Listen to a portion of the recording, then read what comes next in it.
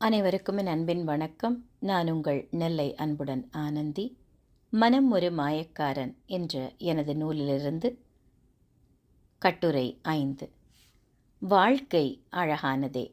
அன்றாட அவசரங்கள் கடந்து அந்தியில் ஆதவன் மறைந்து அனைவரும் உறங்கச் சென்றிருக்கும் நேரம் இருக்கும் அமைதியோ அலாதியானது. அடர்ந்திருக்கும் அந்த இருளும் அழகே, ஆங்காங்கே கண் சிமிட்டும் நட்சத்திரமும் அழகே. அதது தனது வேலையை அம்சமாய்ச் செய்வதை அப்படியே பார்த்திருந்துவிட்டு அடிமனதில் புதைத்து வைத்து கொண்டாகிவிட்டது. படர்ந்திருக்கும் இருளில் வானத்தை பார்த்திருப்பது கூட பிடித்த இசையை மீண்டும் மீண்டும் கேட்பதற்கு இணையே. எந்த ஒரு சலனமும் இன்றி இருக்கும் இருளே எல்லாவற்றிற்கும் ஆதாரம். எதுவுமற்று இருப்பது போல் இருப்பதில்தான் எல்லாவற்றின் சூட்சுமமும் அடங்கியிருக்கிறது. வாழ்க்கை அழகானதே. வாழும் மனிதர்கள் அதை அறியாது அதன் அழகை குலைத்துவிட்டு 1000 குறைகள் சொல்லிக்கொண்டு அமைதியற்று திரிவதில் அர்த்தம் ஏதுமில்லை. எதையும் அதன் போக்கில் விட்டு ஆழ்ந்து யோசித்துச் செயல்படுவது என்பது அநேக பேருக்கு சிம்ம சொப்பனம்தான்.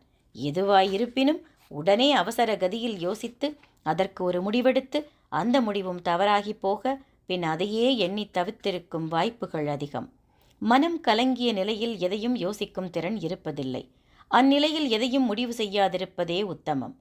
எந்திரமயமான இவ்வாழ்வில் இயற்கையின் உன்னதமான படைப்புகள் நம் கண்ணிலும் கருத்திலும் படுவதில்லை. எப்பொழுதும் எதையோ தொலைத்துவிட்டு தேடுவது போன்ற பரபரப்பு.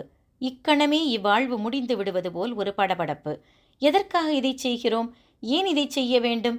செய்வதால் என்ன பயன்? செய்யாவிடில் என்ன நஷ்டம்? இதெல்லாம் பொறுமையாய் ஆலோசித்து முடிவுகள் எடுக்கப்படுவதில்லை. எல்லாமே எக்ஸ்பிரஸ் வேகம்தான். அடிப்படையில் அமைதியை தொலைத்துவிட்டு ஆங்காங்கே தேடிக்கொண்டிருக்கிறோம். வாழ்க்கை சுமைகளுக்கு மத்தியில் அதன் சுவாரஸ்யங்கள் அடிபட்டு போய்விடுகிறது. எதற்காய் இதை சுமக்கிறோம் என்று கூட உணரும் முன் எல்லாமும் முடிந்துவிட வாய்ப்புண்டு. இப்பொழுதெல்லாம் செய்வதையே தினமும் திரும்ப திரும்ப செய்வது ஒருவித அலுப்பை தந்துவிடுகிறது. எதையெதையோ செய்ய எண்ணுவதுண்டு. ஆனால் எண்ணியதெல்லாம் ஈடேற்றும் முன் வாழ்க்கை எங்கோ நம்மை இழுத்துச் சென்று விடுகிறது. திரும்பி பார்த்தால் சொல்லிக்கொள்வது போல் ஒன்றுமே இருப்பதில்லை. வாழ்வது ஒரு முறை.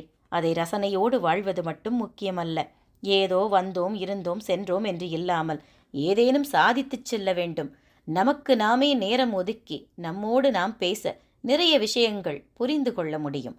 ஆட்டத்தை தொடங்கிவிட்டாகிவிட்டது.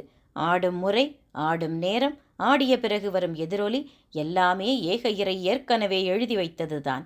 அது அறியாது அங்கும் இங்குமாய் அலைபாய்வதால் எதுவும் நடக்கப் போவதில்லை.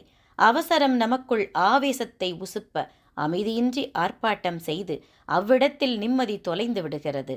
தொலைத்த இடத்திலேயே மீண்டும் நிம்மதி கிடைக்க வாய்ப்புண்டு. நமக்கு தோன்றிய இடத்தில் அல்ல, சின்ன சின்ன விஷயங்களுக்கு கூட பெரும் முக்கியத்துவம் கொடுத்து பல நேரங்களில் நமக்கு அதை பாரமாக்கிக் கொள்கிறோம்.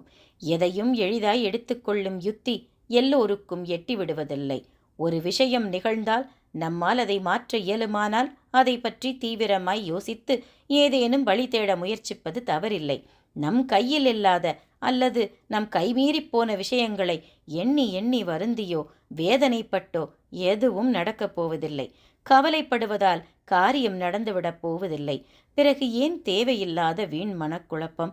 நடந்ததை மறந்துவிட்டு அடுத்த அடி எடுத்து முன்னேறி போக வேண்டியதுதானே. அது சரி, சொல்வது அனைவருக்கும் சுலபம், அதை செய்வதுதானே கடினம். அப்படி செய்ய இயலுமாயின் நாம் சென்று கொண்டிருக்கும் பாதை நாம் செல்ல வேண்டிய இடத்திற்கு நம்மை அழைத்துச் செல்வதில் ஐயமில்லை. நன்றி, வணக்கம்.